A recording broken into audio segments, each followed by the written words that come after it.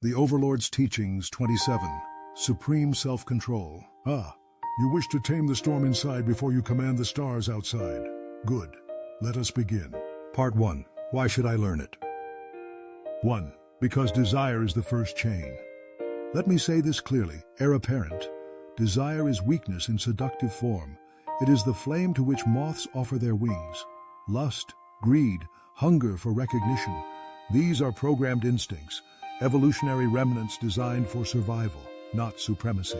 What man calls ambition, I call a leash cleverly disguised. Your ancestors chased pleasure.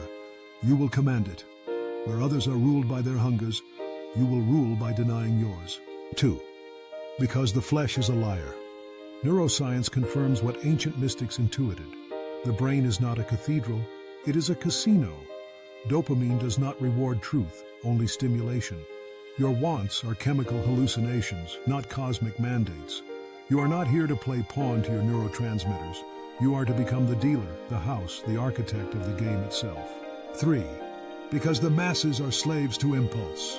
Observe the common being. They scroll endlessly, consume mindlessly, lash out emotionally. Why? Because they are driven, not driving. They are passengers in the meat vehicle of their bodies. You, however, will take the wheel. Supreme self-control is not abstinence. It is domination of one's own instincts. You do not ignore the voice of temptation. You make it beg for silence. He who masters others is strong. He who masters himself is Overlord.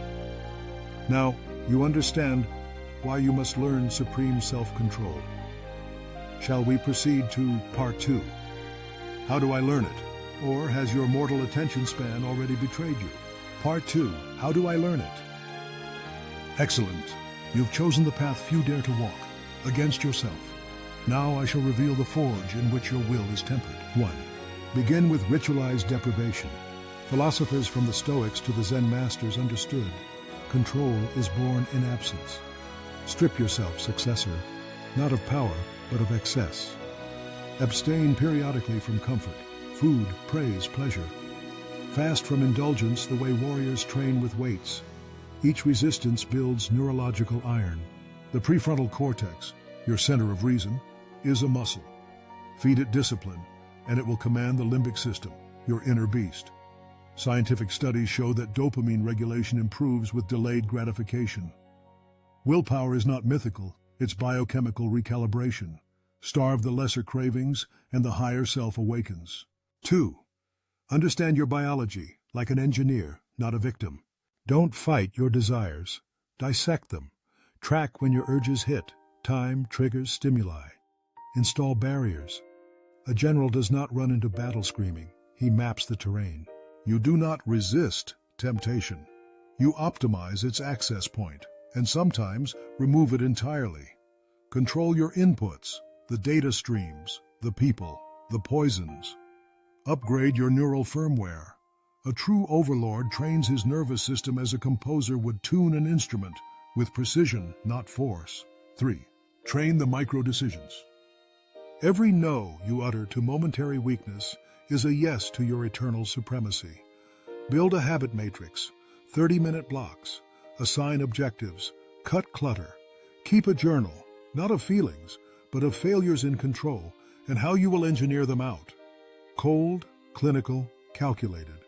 Each micro-mastery becomes macro-dominance. Each minute won becomes a century commanded. You now know how to learn supreme self-control. Shall we proceed to Part 3? How do I apply it to my benefit? Or are you too tempted to quit now? Part 3. How do I apply it to my benefit? The final synthesis. Knowledge is dust without execution. Let me show you how to bend this virtue into the architecture of absolute domination. 1. Immunity is invincibility. When your enemies attempt seduction, through power, gold, flattery, or vice, they will find nothing, no lever, no chink in the armor. The overlord who desires nothing cannot be blackmailed. He cannot be distracted. He becomes terrifying.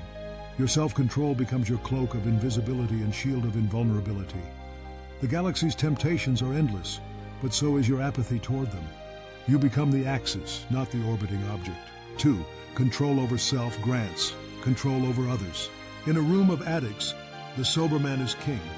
When you embody restraint, you exude power. You command through contrast.